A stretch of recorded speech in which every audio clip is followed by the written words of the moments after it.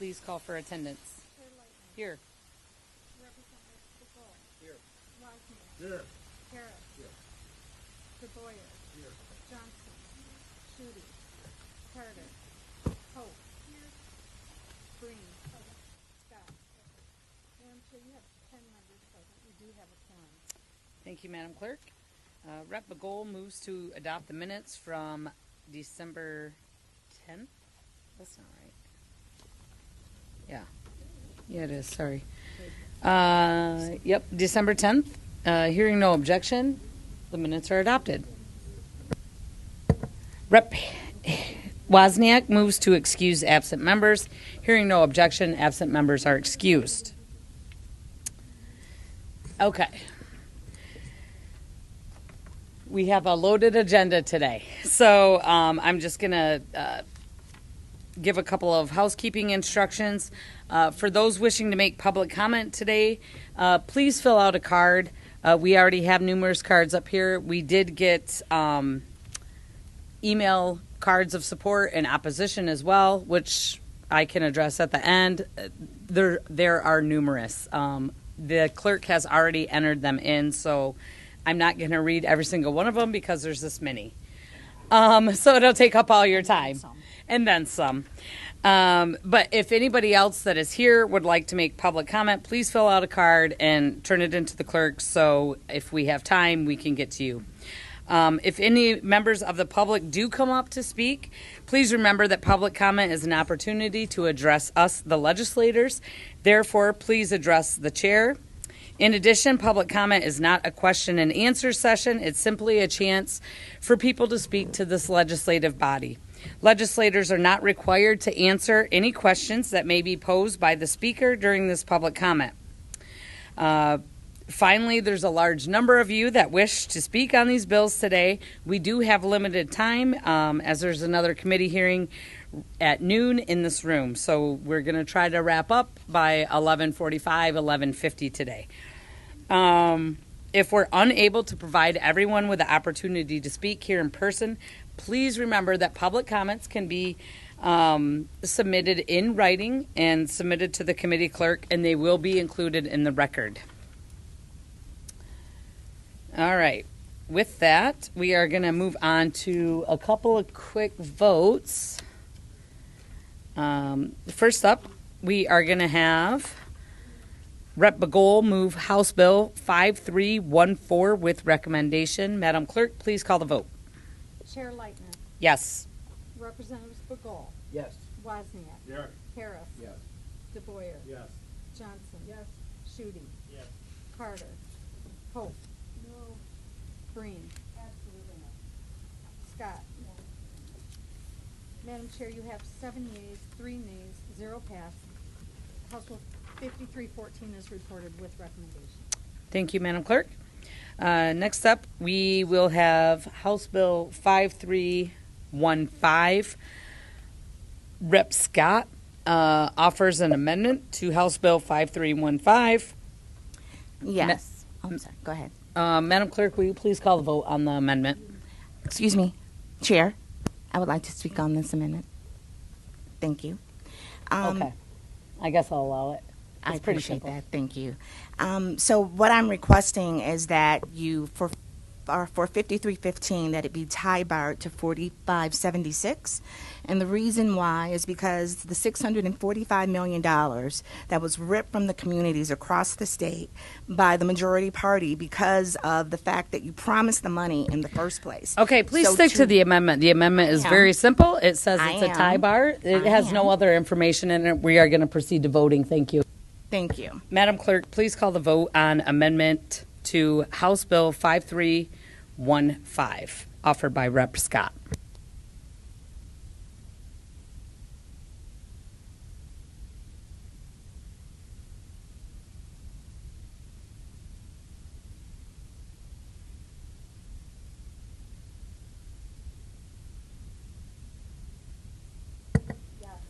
Scott. Absolutely, yes. Madam Chair, you have 4 yeas, 7 nays, 0 pass. The motion does not prevail. Thank you, Madam Clerk. All right, so we will now proceed to Rep. Wozniak will will move to report House Bill 5315 with recommendation. Madam Clerk, please call the vote. Chair Lightner. Yes. Representative.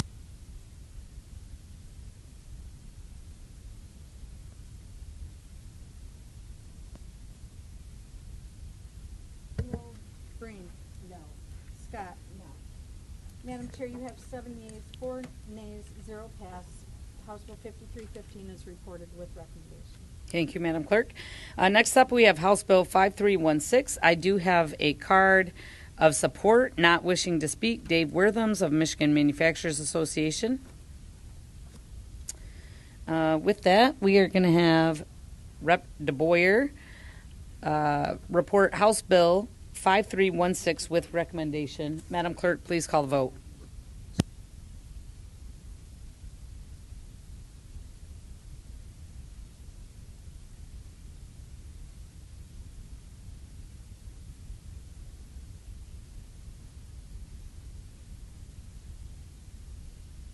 The motion prevails. Thank you, Madam Clerk. All right, next up, we are going to hear testimony from Representative DeSena in regards to House Bill 4138, 4139, and 4140. Rep. DeSena, if you would like to come up,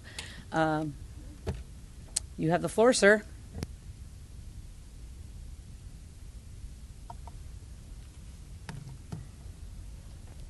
Thank you, Chair Leitner, and members of the committee for holding testimony on these bills, House Bills 4138, 4139, and 4140. I'm here today with groups representing the gun owners from all over the state of Michigan. We are here today speaking about red flag legislation and presenting our case, something we were not able to do when this law was passed in the spring of 2023. America is built on the foundation of freedom and inalienable God-given rights. The right to self-defense exists in natural law. The founders of our country and our state knew that this right had to be paramount. I have taken an oath to defend this right in both the U.S. Constitution and the Michigan Constitution. Another constitutionally protected right is the right to due process.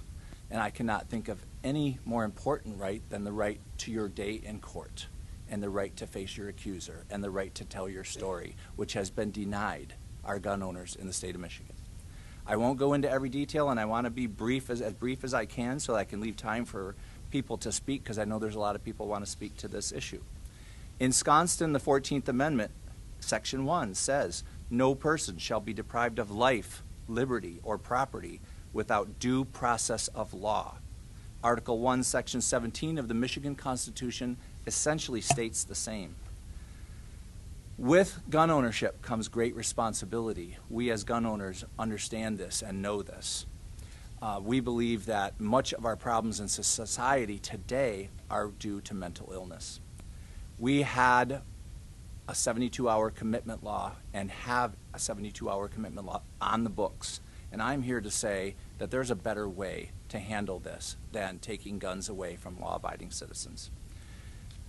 MCL 330, the Mental Health Code, our 72-hour commitment exists within that code, and it describes mental illness as such. Mental illness means a substantial disorder of thought or mood that significantly impairs judgment, behavior, capacity to recognize reality, or ability to cope with the ordinary demands of life. An individual who has mental illness and who, as a result of that mental illness, can reasonably be expected within the near future to intentionally or unintentionally seriously physically injure himself, herself, or another individual, or who has engaged in an act or acts and made significant threats that are substantially supportive of the expectation.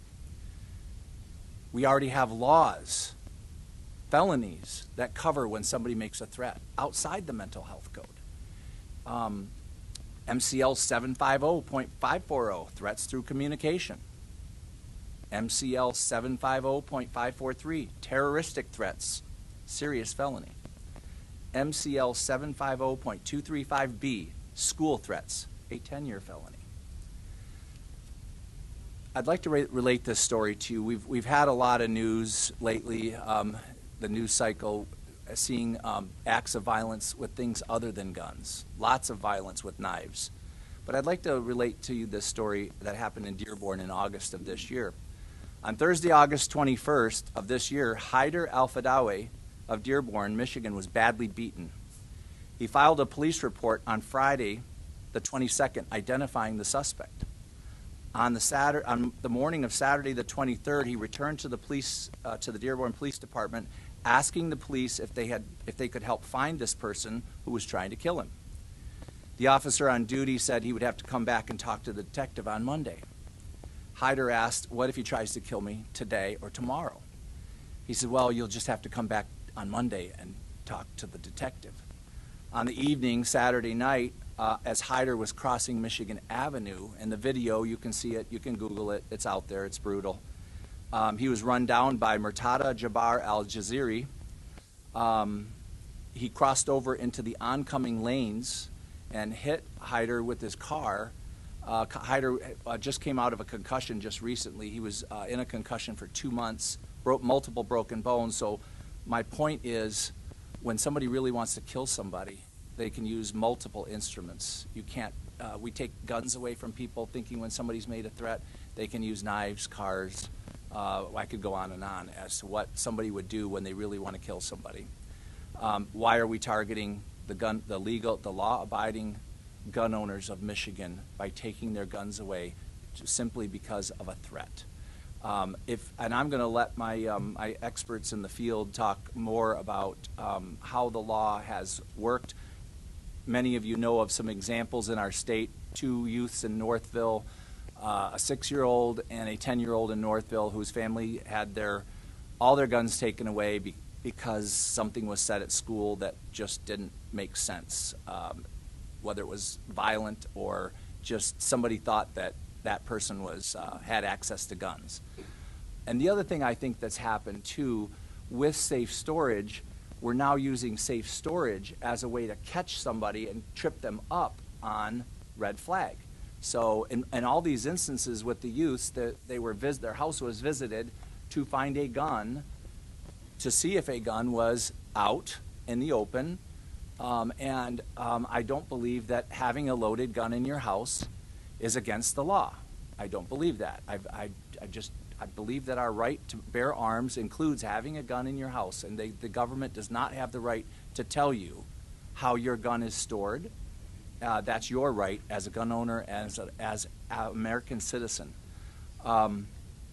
In the Upper Peninsula, in Alger County, a student made some threats at school, and the family got a visit. The family lost all their guns. We know from reading these stories that in the vast majority of these cases, the families get their guns back because they find out that there's no threat. The child is no threat. The family is no threat. I would be here today to tell you that law-abiding citizens are not a threat, and the fact that they're armed, they are not a threat to society. We need to focus on the criminals. My dad was a mayor of Wyandotte for 30 years. All the police officers in town could tell you they go to the same houses. They call them their clients. They're the same people making the same violent threats. They're in the same trouble over and over and over. It is just very rare to have a law-abiding citizen out of the blue commit violence in our society. We know where our criminals are. We need to enforce our existing laws. We do not need this type of legislation, and I am here today to say we should repeal it. Thank you very much. Rep. DeBoyer. Thank you, Representative DeSanna, for bringing this forward. And I would say I think it bears repeating one of the items that you touched on early, which was that the issue that we are facing as a society is a mental health crisis. In what we're seeing with these current laws that are in place is that we're treating a symptom, and we believe by trying to eradicate the symptom, which is the use of a gun in a violent act, by taking the gun from the individual, somehow we've solved the individual's problem. We haven't. We've actually exacerbated it. Because instead of that individual getting treatment, proper diagnosis, care, they're just turned right back into society, and we feel better about ourselves because we've taken their gun away. It makes no sense. It is the same failed policies that have been implemented time and time again that don't solve the problem. So I really wanted to just say to you, I appreciate you pointing that significant issue out. And if we're going to move forward and we're going to solve the violence issue, it's going to be through addressing mental health. And by the way, also addressing things like family, parenting, and responsibility. So thank you very much. Thank you, Rep. DeBoyer. And as it relates to mental illness, if I could just say, the 72-hour hold could be strengthened. I believe it could be strengthened. There's some mental treatment issues that can maybe cause some people to fall through. I really do believe that when a family has a member in a mental health crisis, they really are reaching out to our courts, to our system to say, you've got to hold them. They're going to either kill themselves or kill somebody else. And I believe the 72-hour hold is part of the system that can work if we cooperate with it and our judicial system cooperates with it, and that person will have their day in court, they'll have an attorney, and they'll have due process. There's a better way to do this. Due process is the way to do it. Thank you. Minority Vice Chair Carter. Thank you, Madam Chair. So when I look at this, being a retired officer for 25 years, when I started domestic violence, you tell somebody to leave the house. Well, after a few lawsuits, somebody has to go to jail for 24 hours. So there's things that have been done to be preventative. You get your due process. But earlier this year, the State Police and the Sheriff's Association, they presented information before this committee that the IRPA laws had been an effective tool in reducing gun violence. What are your thoughts about this, and have you spoken to the Sheriff's Association or the State Police about your... I've spoken to my sheriff, my county sheriff in my district. Who's your county sheriff? Troy Goodenough. Okay. And he happens to be in favor of red flag legislation, to be honest. I think that, and one of the worst instances of violence in my district was a police officer killed answering a domestic violence call. And I feel for the police in dealing with society today, and certainly echo the sentiments of you being a police officer and having to deal with domestic violence situations, and know when you come into those are some of the most dangerous environments and incidences. And I believe that a lot of our cases where we have gun violence are domestic violence instances, and it's a mental health crisis. It's a lot of times it is a argument in the house, and somebody calls the police, and somebody the police officer is suddenly turned as the enemy. Thank you. Representative Breen. Thank you, Madam Chair, and welcome, Rep. DeSana. You were talking initially about some fundamental rights, and I would note that, God did not write the Second Amendment. Man did. And you've discussed due process. We have substantive and procedural due process, and that is built into the laws to include an appeal process and a swift hearing if somebody wishes to contest this. I have reviewed multiple cases that have been filed under these laws, and I note that what we are seeing here in Michigan is exactly what we are seeing in other states, and that a vast majority of people who have their firearms confiscated do not attempt to get them back, as most of them are suicidal, and they no longer have that temptation. So, given that, I vehemently contest your assertion that due process is not being followed. So I am wondering, though, have you spoken with any judges that have seen a violation of due process? Because it's to my understanding that after we've received the support from the judges, and also we received support from the sheriffs, the chiefs of police, the Fraternal Order of Police, and I know we all love to back the blue, what judges have pointed to any information that there are violations of due process? Because, again, we are following all the laws in the state, including the decision under Rahimi, in which they found, the Supreme Court found that somebody who is a credible threat to the safety of another may be temporarily disarmed. Because, again, IRPOs are temporary measures. I would just argue respectfully that whenever somebody doesn't have their attorney present and doesn't have a day in court and loses their firearms. I have to absolutely oppose what you're saying there. They do have their day in court. There is an appeals process. after they've lost their firearms. Temporarily. They have a hearing within 2 weeks. Has anybody lost their firearms for more than 2 weeks? And you know also that in reference to people who seek their guns back, I believe it's nationwide, the statistics are over 86% of the guns are returned. After they have been confiscated for a temporary period of time, which is, a fair amount when somebody is in a mental crisis. 86% of the time, this is a tremendous waste of our police resources to go and collect these guns from people rather than focusing on the violent individuals. But yet none of the law enforcement organizations are agreeing with you. Well, I'm not looking for people to agree with me. I think that I know where I stand, and I believe that our God-given rights were written in the Constitution. It's based in natural law. The right to self-defense, the right to bear arms is written in natural law. And in addition to none of the law enforcement organizations that are supporting this repeal, have you spoken with any judges? Yes, I have. I've spoken with my Monroe County judges. Okay, and do they support Brown, repeal? Judge Michael Brown is a very good friend of mine, and he believes that the 72-hour hold, there are some. I'm not asking about the 72-hour hold. I'm asking about repeal, which is what your bills are aimed to do. Correct. The reason that I'm here to say that the right to due process being taken away from somebody, which is built into these laws. Madam Representative, will you please let Representative DeSanna finish his answer before you interrupt him again and again and again, please? I would like the answer to the question if the judges support repeal. I'm not going to answer that question. The 72-hour hold gives a person due process and accomplishes exactly the purpose involved, which is stopping the violent individual from injuring himself or another person. You can hold the person for 72 hours. They see a judge. And if it's a false accusation or just maybe an exaggeration, they're able to make their case to the judge and say, listen, somebody is making a allegation against me. It's not true. I'm peaceful. I'm not going to do anything.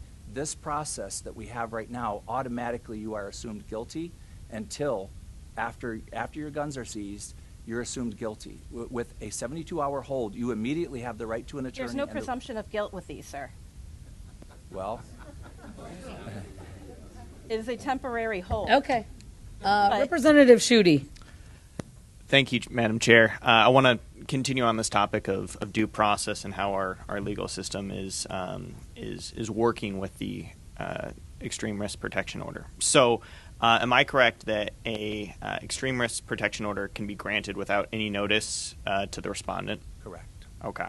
And that order can be granted without notice, and then the restrained person has the burden to have it lifted. Correct. Okay. The burden of proof is upon. The burden of proof. So that takes our traditional function of our judicial process and flips it to put the burden on the respondent. And I believe also that it can be pulled from anywhere in the state of Michigan. Yeah. Thank you. Rep. Scott. Thank you, Chair. Thank you for your testimony, Representative.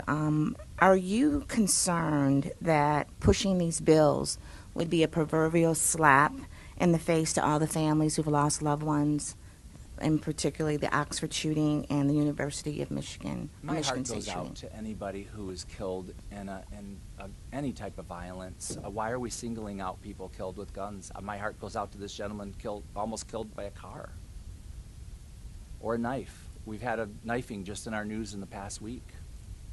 We don't take knives away. We don't take cars away. I mean, if we did take somebody's car away, I think they'd have the right to go to court before they had their car taken away. Okay, thank you. Representative Hope. Thank you. You mentioned God-given rights and the Bill of Rights, and I just wonder if you're aware that other constitutional rights have limitations, and do you believe that the Second Amendment is absolute? I do. I believe that the right to self-defense, to defend your life against a threat, is absolute. I believe that's in the Catechism. It's in natural law. I believe it was in the Magna Carta. I think that our right to defend ourselves is absolute. And I believe our founding fathers ensconced that right because they had just had a tyrannical government try to take their lives. All right. Representative, you can continue to sit there or at one of the other microphones. I'm going to have. To the right. Okay. First up, I'm going to have Nick Bougie wishing to speak, supporting the bills from the NRA. If you would please approach the podium. Keep your comments to under 3 minutes, please. And you have the floor. Thank you. All right. Thank you, Madam Chair, members of the committee, for allowing me to testify today. I will try to keep this brief. As Rep. DeBoyer and Rep. DeSantis said, there could be multiple ways to look at finding a solution to this issue, but the answer to the question should never be to strip citizens of their rights and making them less free. The NRA does not and will not support any policy proposal that implements sweeping gun bans that arbitrarily strip law-abiding citizens of their Second Amendment rights without due process.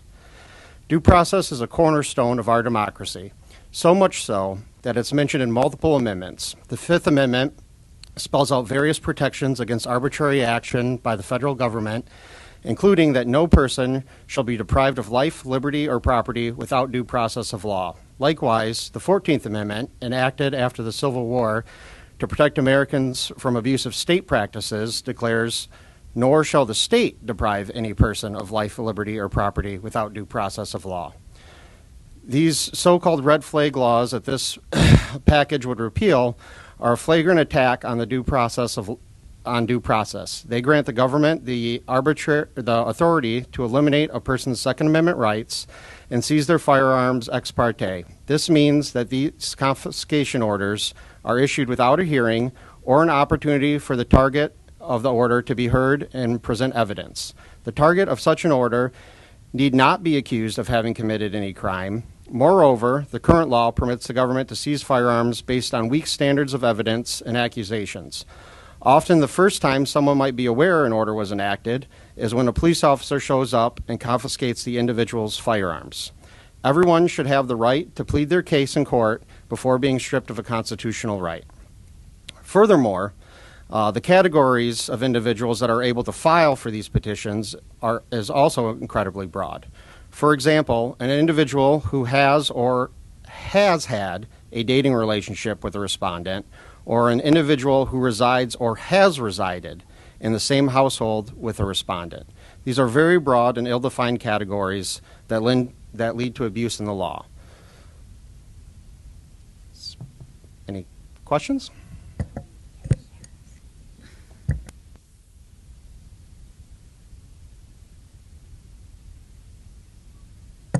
Rep. Harris.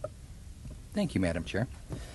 I appreciate you, Rep. DeSantis, and I appreciate the NRA being involved. And I know many people in this room were here during the original hearings, and I just want to point back to something. Prosecutor Karen McDonald actually made a statement during the initial hearing on this, and it had to do with the burden of proof should be placed upon the petitioner, not upon the respondent. I think that's pretty powerful coming from a prosecutor that has some of the feelings that Karen McDonald does. And I happen to agree with her. I think the burden of proof should be on the petitioner, not on the person that has to go defend themselves. And actually, and Rep. DeSantis and I meant to say it earlier, I had this exact conversation. I appreciate that the original bill sponsor was open to having the conversation, but I had this conversation about the alternatives and the issue with due process with the ERPO bills versus going the alternative route. Unfortunately, I think it fell on deaf ears because we saw where the legislation went. But I think due process is a huge, huge piece of this, and I think we need to get back to some common sense on this. We're innocent till proven guilty. That's what we all grew up believing, right?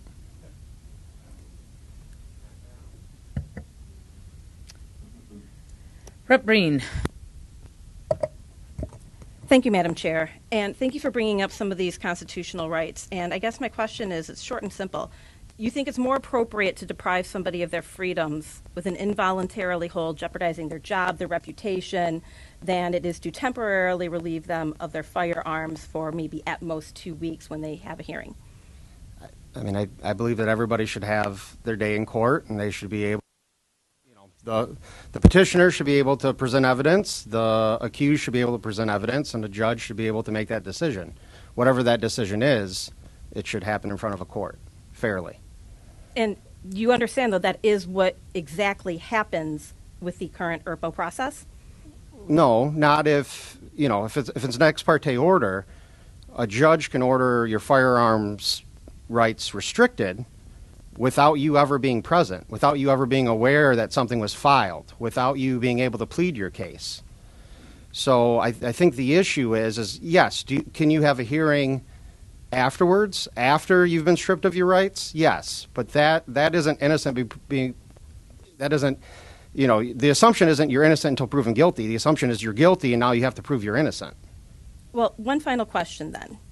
Somebody calls a Social Security agency and says that they are going to shoot up their asses after he finishes drinking his beer.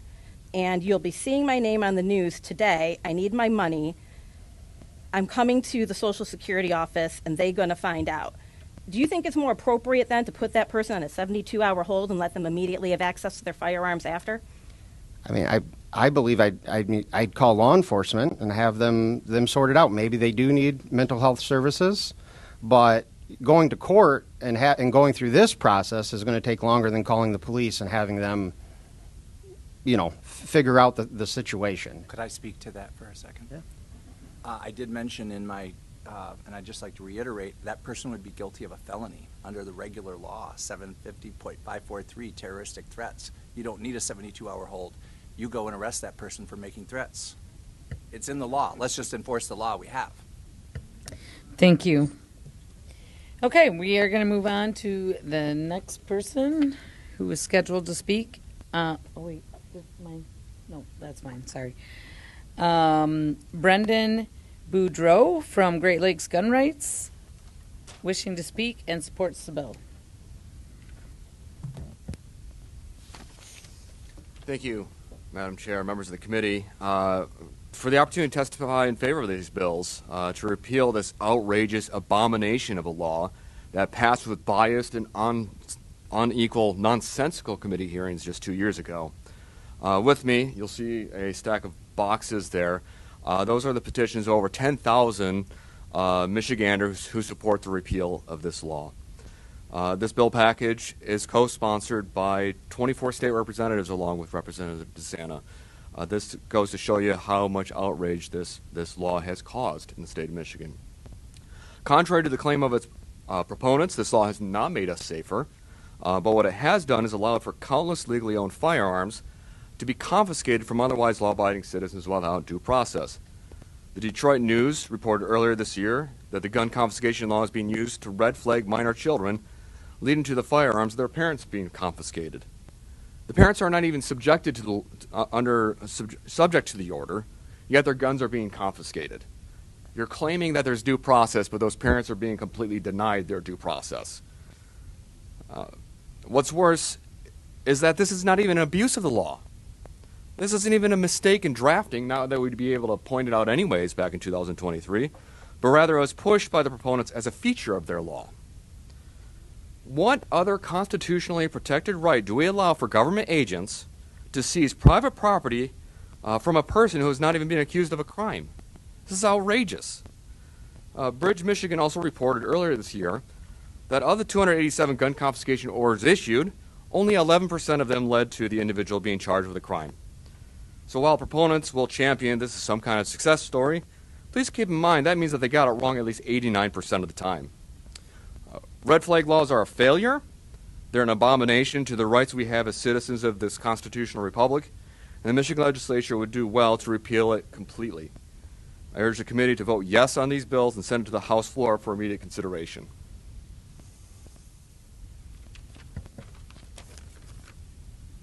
Okay, thank you. Thank you. Next up for our next scheduled guest, Tom Lambert, who wishes to speak supporting the bills from Michigan Open Carry. Tom, if you come on up, you have the floor, sir. Members of the committee, thank you for your time. Thank you for being willing to hear what the committee was afraid to hear 2 years ago. I want to be very clear. This we're talking about today is not a question of whether we handle certain individuals. Today's question is, how do we handle those individuals? As you've already heard, there are existing tools in the law that have been there for a long time and work better. If somebody calls the Social Security Administration and makes a true threat, why on earth would we leave this person in the community? Oh, hey, you signed a paper saying you gave us all their guns. I guess we can trust you now. Wink, wink, nudge, nudge.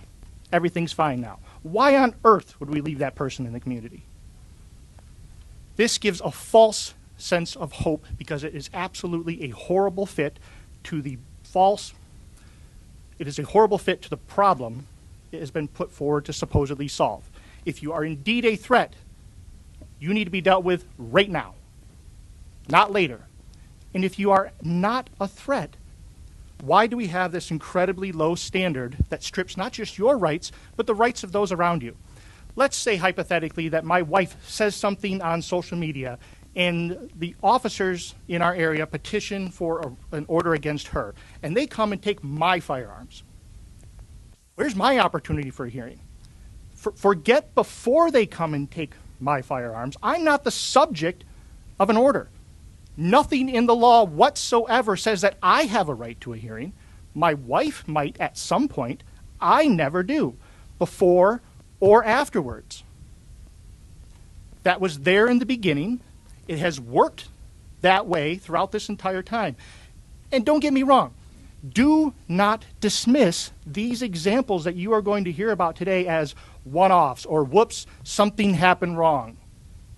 This law is working exactly as it was intended to work. And to be very clear, those are not my words. Bridge, Michigan, February of this year. It looks to me like it's working exactly the way we intended. State Representative Kelly Breen. Senator McMorrow sponsored the legislation, February of this year. Clear evidence that the law is working exactly as intended. And this is after these examples already came to light. Examples of 6-year-olds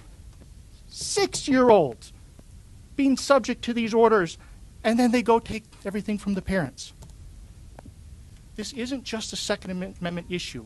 I'm not here today just on behalf of gun owners.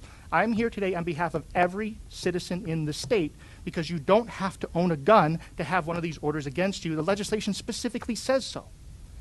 Everyone, every breathing person in this state is subject to having their rights violated by this order.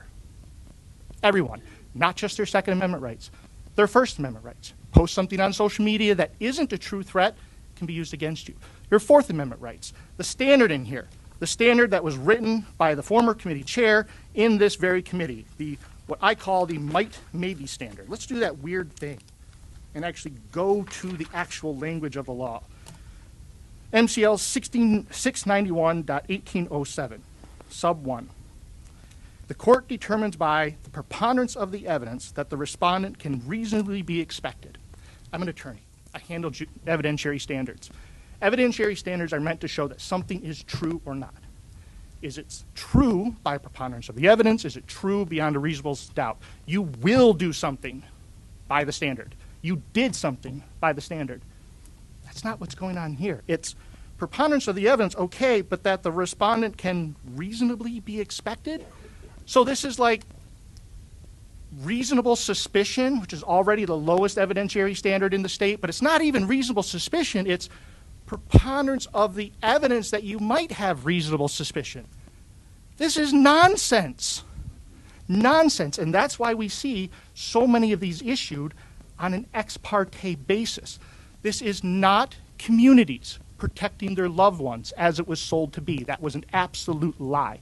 The vast majority of petitioners for these are not people petitioning for them against people they know. It is law enforcement petitioning against people in their community without personal knowledge. I want to be very clear about that. Oftentimes an officer will respond, another one in the department will fill out the petition for an ERPRO.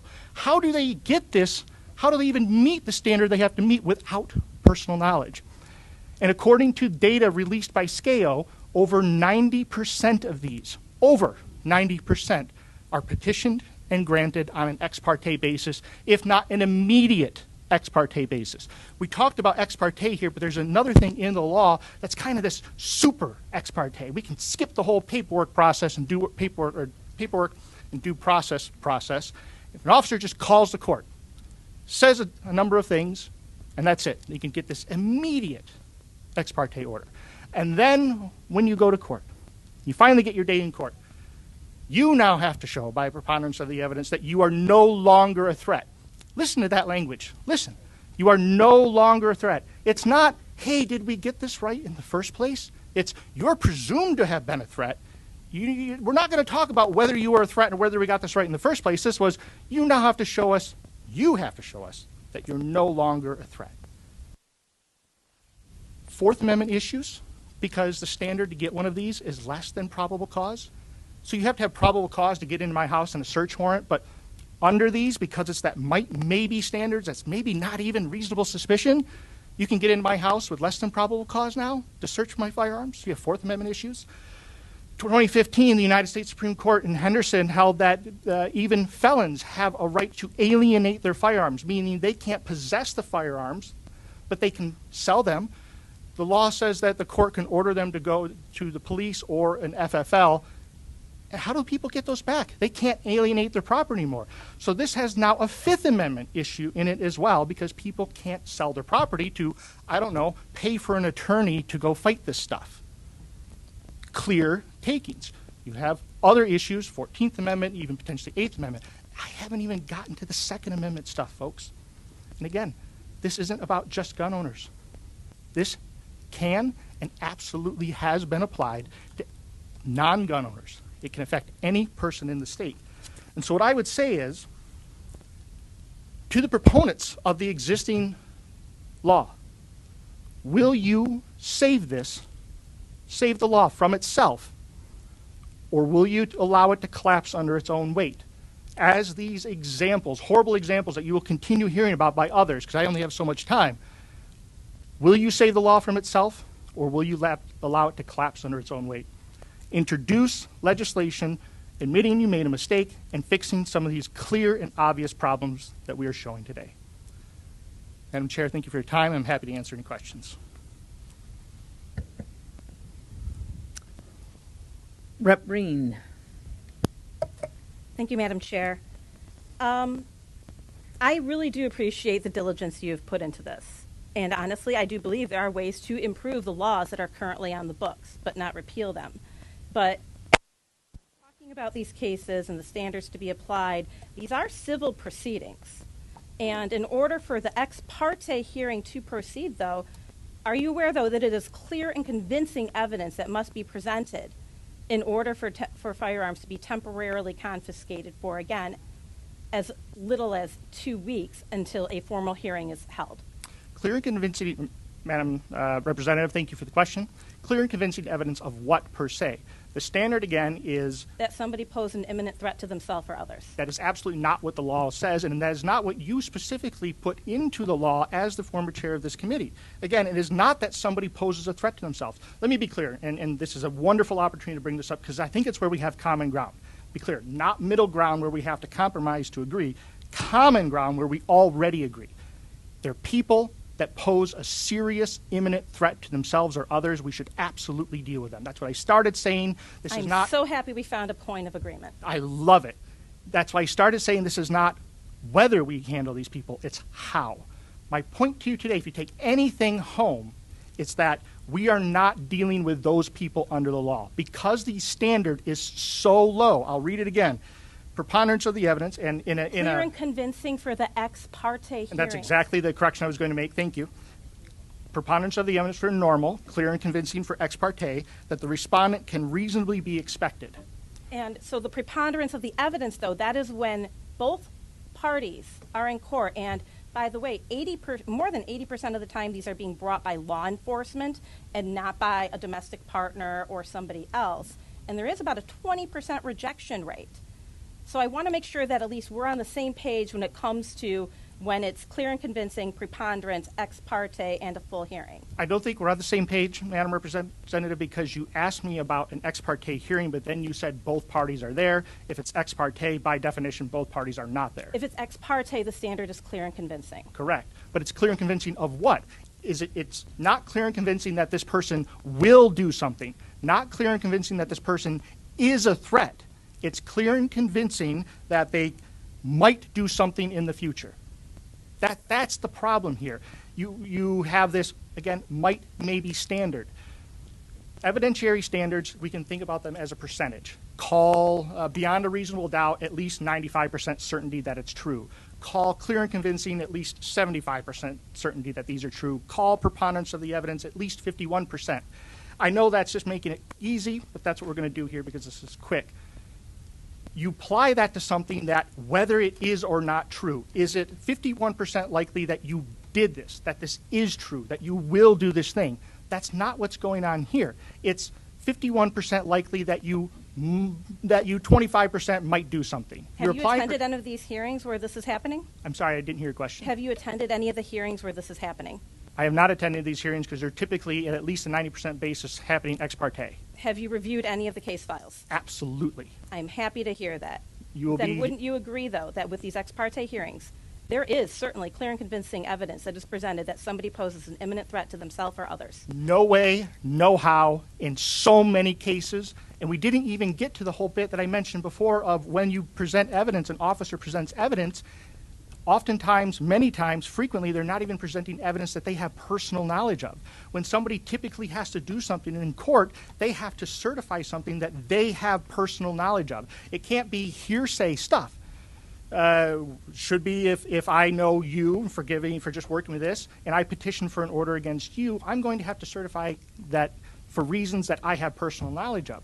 When officers do these things, they oftentimes do not do so based on their own personal knowledge. An officer will respond, another officer will move for or will petition for an order. And again, these are vast majority of the times granted on an ex parte basis. Forget the whole hearing part. That is one issue. But when they're being issued on an ex parte basis to this very low standard, which if you take one thing from this law that will make it collapse on itself, it is that low standard that came from this committee. Again, even beyond that, it's the lack of personal knowledge of the officer asserting to it. You then have other things where these officers are oftentimes leaving out absolutely critical information. My friend, Mr. Greenblatt, will be giving you an atrocious case that gives you everything you're looking for to show exactly how this law is being used illegally against people, where they didn't even do something. Somebody else did something. They put the guy in jail. And after putting the guy in jail, they went and got ERPOs against the grandparents that called the police for help against the guy they put in jail. Come on.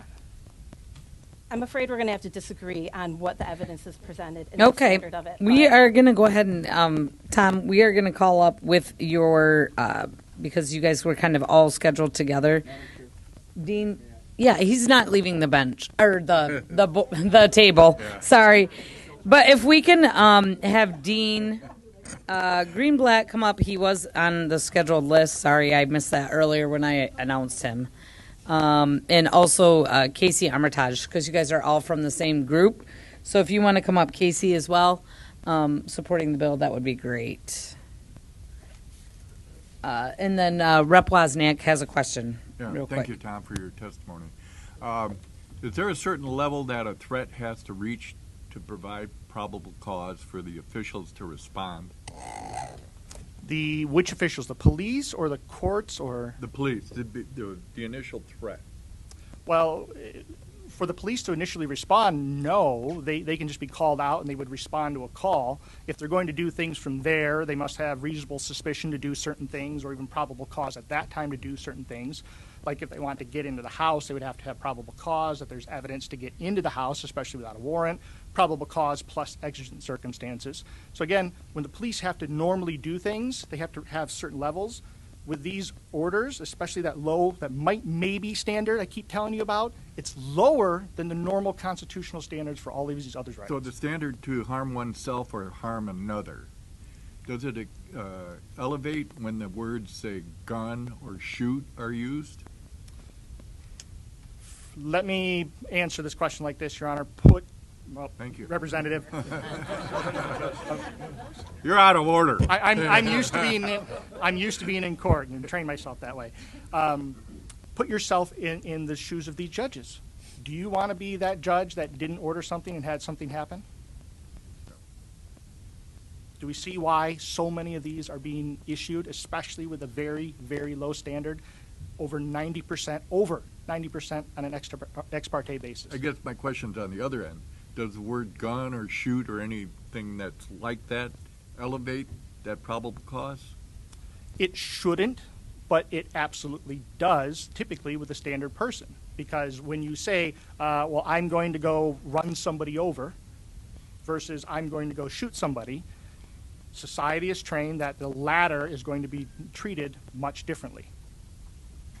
That's what I thought. Because I've heard of incidents where people will call and they'll state that I'm being threatened, and the officials respond saying, well, they're only words, and they won't respond. So that's the lower level, reasonable probability. Thank you. All right, Dean, you have the floor. Thank you. Madam Chair, members of the committee, for this opportunity to support Representative Sana's bills 41, 38, 39, and 40. I sincerely appreciate the ability to discuss Michigan's Extreme Risk Protection Order Act because so many others, along with me, were denied that opportunity to address it 2 years ago during the hearings in 2023. I am an attorney.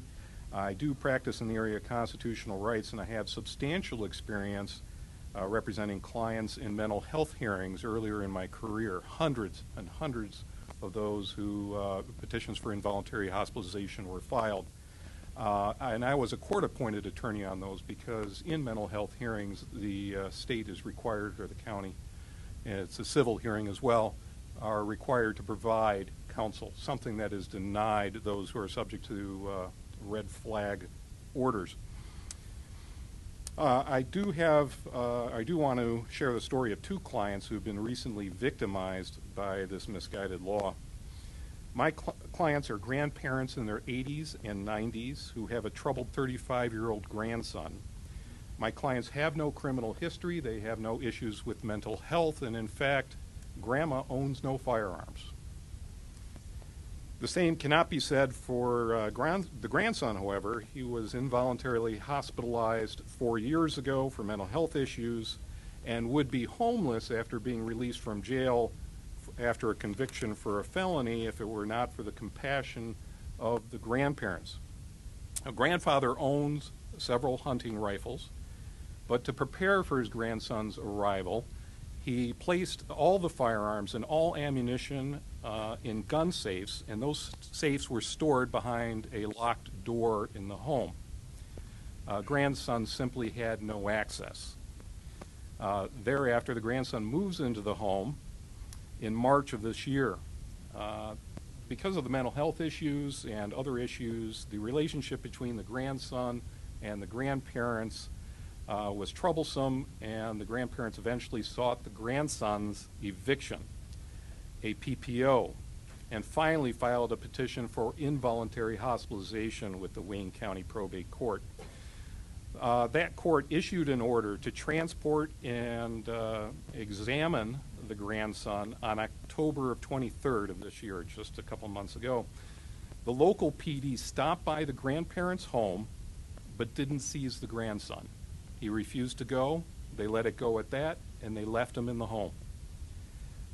After that period of time, the grandparents were locking themselves in their own bedroom at night because they feared for their lives. The grandson cut off his tether that was ordered by the county, and the sheriff received notice that the tether was cut and attempted to reach the grandparents, but they didn't answer the call, so a welfare check was ordered. On October 29th, the local PD arrived at the grandparents' home. Grandma let them in, they were okay, and led them to the basement where the grandson was.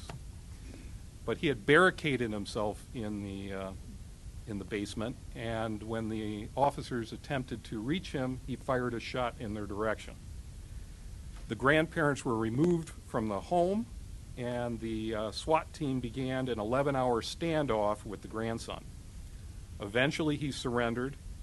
All of the safes were emptied by the police of Grandpa's firearms. But that wasn't enough. The local PD filed for an ex parte ERPO against Grandpa and Grandma, claiming that they were a threat if they were able to purchase a firearm, even though the grandson was charged with 4 felonies and has, and still has, a $755,000 bond requirement. No one's posting his bond. He's not getting out, and he still has the petition for involuntary hospitalization that will need to be addressed. But somehow, the grandparents that have been determined by the court to be a threat in an ex parte hearing, even though they never threatened anyone. They have no criminal history. They have no mental health issues. Now the grandparents are forced to spend thousands of dollars. They're not provided an attorney under the law in an effort to seek to have their fundamental rights restored. This case illustrates something that is quite commonplace, and you'll hear more stories, and I have limited time. But this is fairly commonplace. This is what's going on with this current ERPO law, and I ask the committee to fix it, do everything you can to fix it. Be happy to answer any questions, certainly about mental health hearings. Thank you. Casey, would you like to speak? Thank you, Madam Chair and members of the committee, for this opportunity to testify in support of repealing Michigan's red flag laws through House Bills 4138, 39, and 40. I am Casey Armitage, President of Michigan Open Carry, a mother of 3 young adult children and the wife of a combat veteran.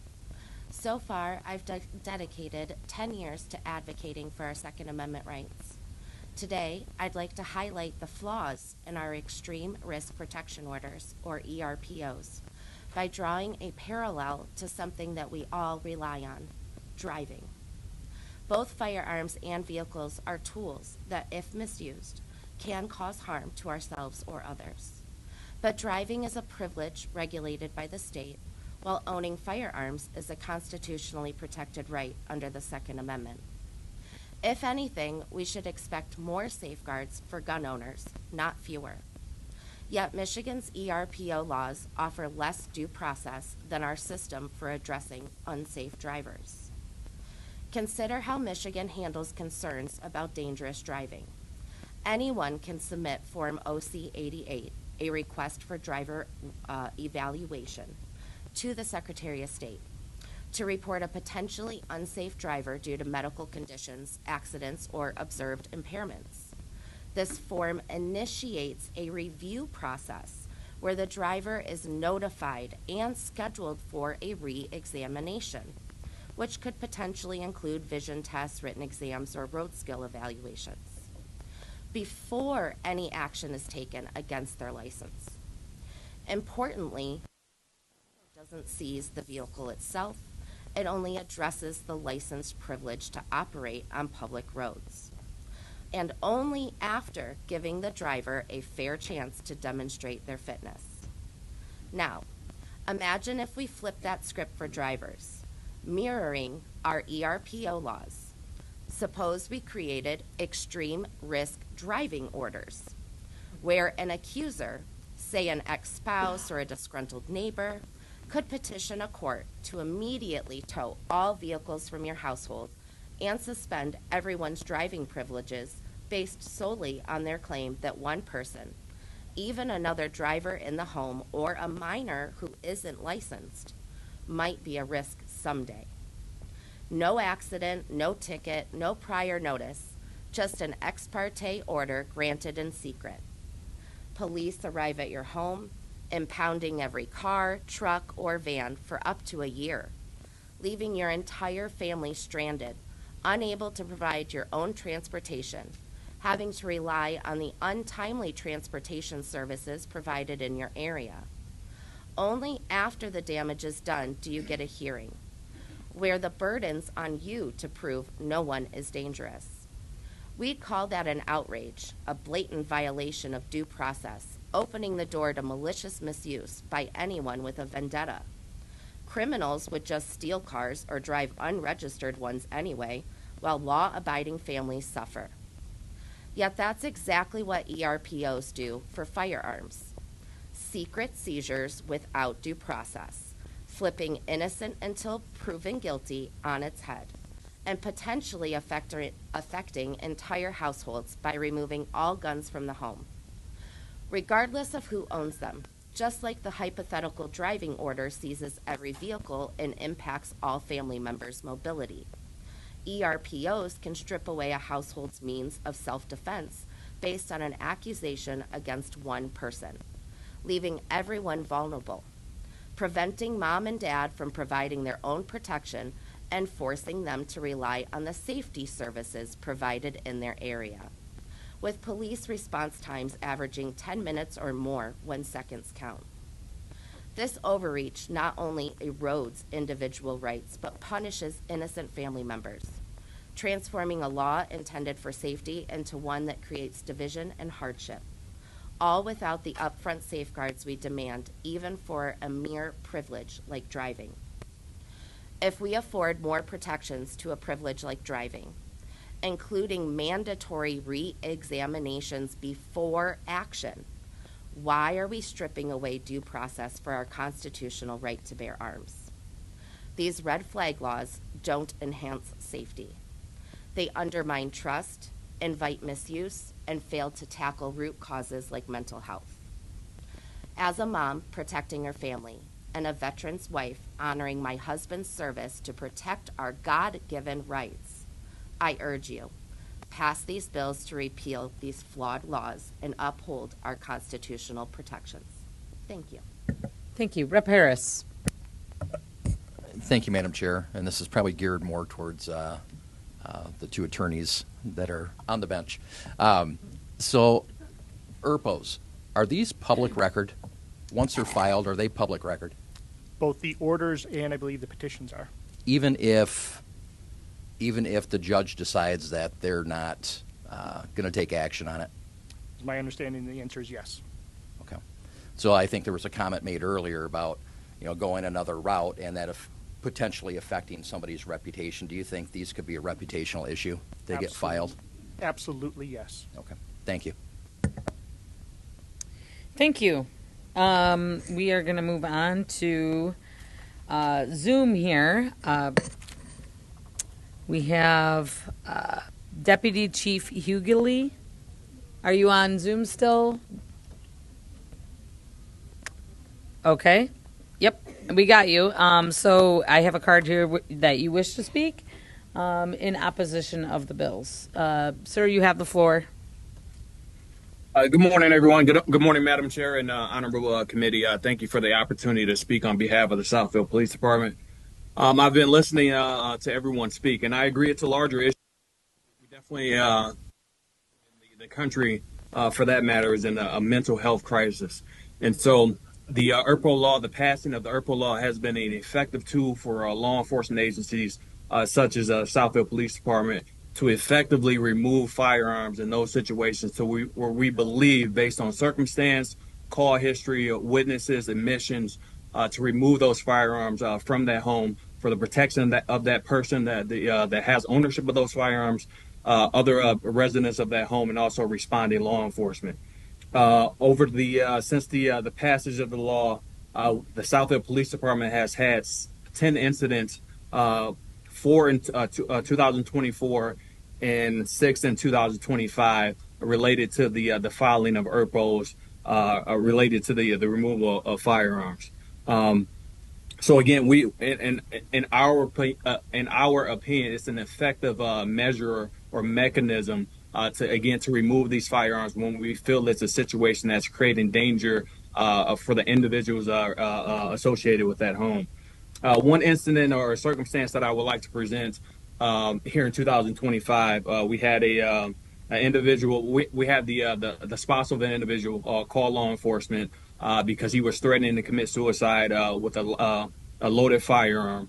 And ultimately enough, he had suffered some personal related issues in the last couple of weeks relating to losing his job, and also some familiar related issues as well. So the culmination of those things had taken him to that point. There were several kids at that home at the time. The incident took place outside in the backyard of the property where the kids were present, some other adults, including the spouse that called us. Once we responded, we found the individual in a wooded type area with the firearm and the magazine being displaced from one another. The displacement of the magazine came from the spouse ultimately tackling the person and them having a bit of a physical engagement to get that firearm away from him. He then left and went into the home and to obtain another firearm, continuing to suggest that he was going to end his life. And so we were able to respond, separate, and we went through that process of committing the person for a psychological evaluation, mental health evaluation. He made admissions to us, and so that was a circumstance where we utilized the implementation of the law to be able to not only safely but legally remove those firearms from the home, again to protect that person moving forward and also protect the occupants of the home.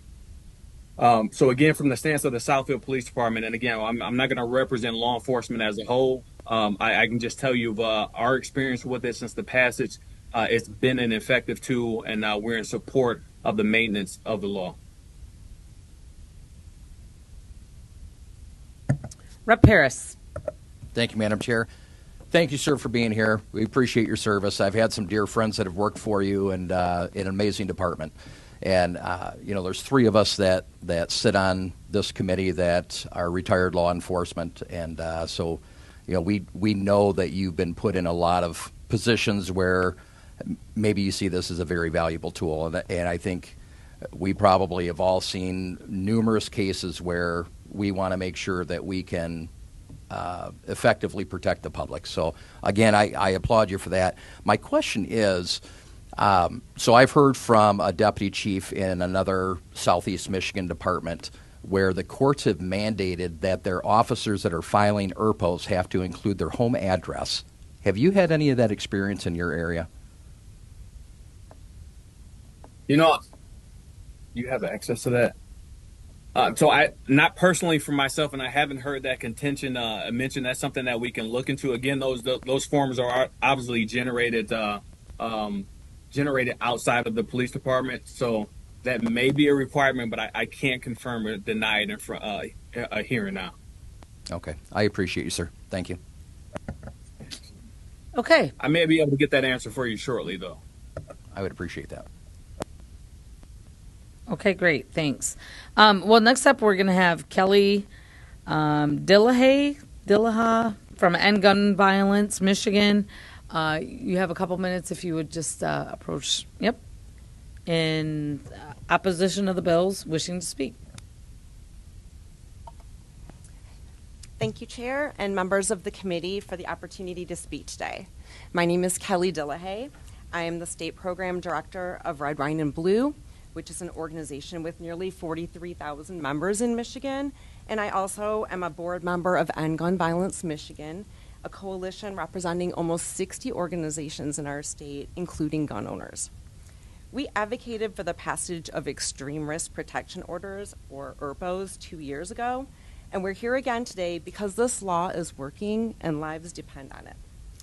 This law has been used nearly 300 times to remove guns from dangerous situations in the first year, and there have been 0 people charged in that time with abusing the process. But for me, the reason I'm here is that the fight against gun violence and domestic violence is personal. When I was 9 years old, my father threatened my mother with a gun in front of me. He was drunk, he broke into the home, furniture was overturned, and my mother's face was bloodied. Frozen with fear, as a 9-year-old, I'm the one who had to call 911. And the police arrived and saved my mom and my life. And my father didn't pull the trigger that day, so I guess I was lucky. But I often wonder if there had been something like an ERPO that existed then, could my family have been spared that life-altering night? Today, families in Michigan do have access to ERPOs and the chance to get help before a crisis turns into a tragedy. Law enforcement is using the tool responsibly and effectively, as we just heard, and we are all safer because of it. Let me share a few examples from around the state this year. In Battle Creek, a woman's husband became abusive and unstable and threatened to murder-suicide and tried to drag her into a basement where he stored firearms. And ERPO was able to help that tragedy from progressing further than that. In Fowlerville, an intoxicated man paced his yard with a handgun, threatening violence. He was hospitalized, but his behavior escalated further, and he threatened police, hospital staff, and neighbors. The Livingston County Sheriff, who once opposed this law, filed an ERPO to protect his community. In Detroit, ERPOs were used to temporarily remove firearms from the homes of 4 police officers due to domestic violence concerns. And in Flint Township, a man barricaded himself in his basement, fired a gun, and threatened to kill himself. Police removed 12 rifles from the scene. In every one of these cases, help came before tragedy. ERPOs protected Michigan families, and that would mean families like mine. ERPOs are working. As I mentioned earlier, I am constantly interacting with the public through my work, both online and in person. And just want to point out that after a week of horrific gun violence here in Michigan, across our country, and indeed across the globe, House Bills 4138, 4139, and 4140 feel deeply out of step with what people are actually saying in the state. They want safety, they want prevention, and they want lives saved, not regrets after the fact. And that's why I urge you to oppose these bills. Thank you for your time and consideration. Thank you. And unfortunately, we have one more time for one more. Unfortunately, we have time for one more. It's not unfortunate, the person, so please don't mince my words. Wishing to speak in support of bills, Steve Doolin from Michigan Coalition for Responsible Gun Owners. Steve, you literally only have a couple of minutes as we have another committee hearing here at No noon. problem. Thank you, sir. Thank you, Madam Chair. Thank you, members of the committee. Thank you, Representative Santa, for inviting me here. I am an attorney and an adjunct professor of law. I teach a class called Gun Control Seminar for the last 20 years. So we've been debating red flag laws for a long, long time before this ever came up as a bill in Michigan. I'm on the record in public debates as opposing red flag laws for a variety of reasons that you've already heard. But I want to tell you about a specific case I had, which was an ERPO case last year. I had me looking around for Franz Kafka. Here's the situation. 19-year-old Marine reservist attending a program at Michigan State University to try to recruit service members and veterans into college. It's a residential program, so he's living in the dorms. He comes from a state that has constitutional carry, and being a Marine and being very aware of his rights to bear arms, he brought a couple of guns with him. So he's got him in his car as he's going through the program. Second or third day of the program, he has kind of a bad day because he finds out it's going to be a lot more difficult for him personally to get into college than he thought. So you might be aware, suicide is a huge issue with the military. So from the time he joined and went through training, he was trained on suicide prevention. So he was told over and over again during his training that if you feel depressed, talk to someone, right? So he did. All the members of the administration of this program, except for the director, were also veterans. So he went to his RA and said, hey, man, I'm having a bad day, basically. And part of the procedure that he was taught as a Marine is if you start thinking you might do something stupid, get somebody to help you prevent that. Now, in his case, doing something stupid was getting in his car and going to try to find alcohol. So he gives his car keys to his RA. And he says, hey, take my car keys for tonight, will you? Okay, cool. Then he also followed his military training, and he was now handing off a couple of weapons, right? Because he's got 2 guns in the car, because he comes from Georgia where there's no licensing whatsoever. And he's awful back home with those guns. So he alerts the person he handed the keys to, there's a couple of guns in the car. So thanks, man, no problem. So he goes about his business. This is about 9:00 p.m. Apparently, what was happening is the leadership of this program were having conversations, including with the director, who finally took it upon herself at 1:50 a.m. to call Michigan State University Police Department and report that they had somebody with a mental health issue. My client didn't think it was a mental health issue at all, and ultimately, by the way, no one did.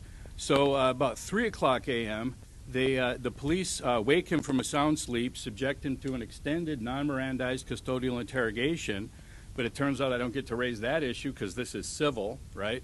Even though the police and the prosecutors are involved exactly like a criminal case, and that's part of the Kafkaesque nature of this. So they take him down to the hospital and give him a mental health evaluation. He gets his mental health evaluation, and he's released from the hospital by about 8 a.m. Cleared, not a danger to himself or others. You're good, man, right? So in the meantime, what happened is the MSU Police Department called the hospital, asked for permission to check on what was going on, asked for a HIPAA waiver, essentially. My client gives a HIPAA waiver. Sure, tell him I'm good, right? So the MSU Police Department's now been alerted that my client has cleared his mental health evaluation. So he goes almost directly to the MSU Police Department and asks for his guns back because he's really disgusted with the whole thing. Now he just wants to go home to Georgia. Well, the desk person says, I don't know, we don't want to give you your guns back, so you got to wait. So they didn't give him his guns back. So about 2 p.m. that afternoon, a member of the MSU Police Department who'd never met my client, never been on the scene, swears out an ERPO affidavit, which is immediately granted. So when we talk about it, most of these are granted, yeah, the process is loose, right? And so we're based on hearsay, actually, that application for an ERPO, because the sergeant who signed it had no personal knowledge whatsoever, and she's reading police reports that it turns out we got a hold of later were wildly exaggerated. At no time, and we've got body cam video and audio, at no time during that interrogation did my client ever indicate that he was thinking of hurting himself or anyone else. What he did say under a lot of questioning at 3 a.m. by 2 armed police officers crowding up against him in the hallway is they said, have you ever thought about suicide? And he was dead honest. He said, well, yeah, hasn't everybody? Kind of something like that. So that was enough. And of course, he thinks about suicide. He's been through all this military training on suicide, right? He's not going to lie. So that was enough for this red flag order to be issued, this ex parte order to be issued. So now he's got to come back to Michigan. He's got to hire an attorney because it's civil. He doesn't have a right to counsel, right? So his family gets together some money to hire me. I'm not a cheap service. And I start looking into it. I get a hold of the prosecutor and show the prosecutor that the MSU Police Department knew that he had been cleared by mental health before they ever signed the order. She says, well, that's some BS. I'll agree to dismiss it, right? So now we go to court. I'm standing next to the prosecutor, and we'll try to do on the record a stipulation to dismiss. But the judge, who's a well-meaning judge with a great reputation, says, well, these are kind of confusing. We're going to have to figure this process out together because she's got a bench book about an inch thick from Supreme Court Administrative Office. It's only the third one in the county, by the way, at that point. So she says, I don't think I can dismiss it. This isn't criminal. This is civil. I think I have to have your client come back for another hearing. Sir, I'm sorry to interrupt you, but you literally have like 1 minute. If All you right, can I'll wrap up, it. we have to, adjourn. Ultimately, we got my client's guns back, but he had to come back for 2 hearings from out of state and pay me and pay for all that travel in order to get his guns back for something that never should have happened, right? And now he's subjected to an investigation by his chain of command in the Marines because he has a potential mental health problem. Happy ending. Now, a year and a half later, he's doing well. He's been brought on full-time in the Marines, and he's a full-time active duty Marine now. But he went through hell, essentially, because of this law and how loose the procedures are. Thank you. Thank you, sir. And thank you to everybody that came today and participated. Like I said, we have numerous cards and emails that will go on the record. The clerk will record them on the record. I'm sorry we couldn't get to you today. Seeing no further business before the committee, we will adjourn.